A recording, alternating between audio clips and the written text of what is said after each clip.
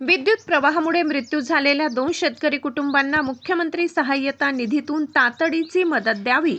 Doctor Ramesh Targe, Ghansawangi तालुक्यातील वडीरामसगाव येथील शेतकरी विष्णू निवृत्ती लहामगे वय 42 तसेच मुरमा येथील शेतकरी ज्ञानेश्वर गिरी वय 30 यांच्या शेतातील विद्युत पोलमध्ये उतरलेल्या विद्युत प्रवाहाचा धक्का लागून दुर्दैवी मृत्यू झालाय.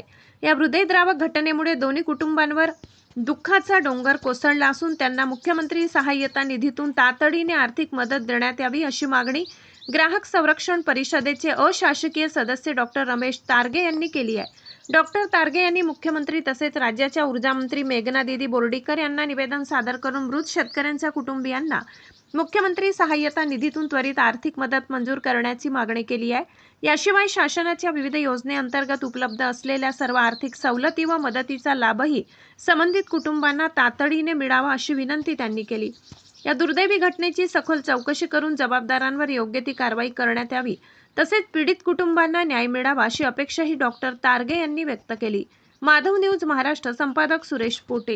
इतकंच. अशा आणखी महत्त्वाच्या बातम्या पाहण्यासाठी आमच्यासोबत जोडलेले रहा. आमचा व्हिडिओ लाईक, शेअर आणि चॅनल सबस्क्राईब करायला विसरू नका. धन्यवाद.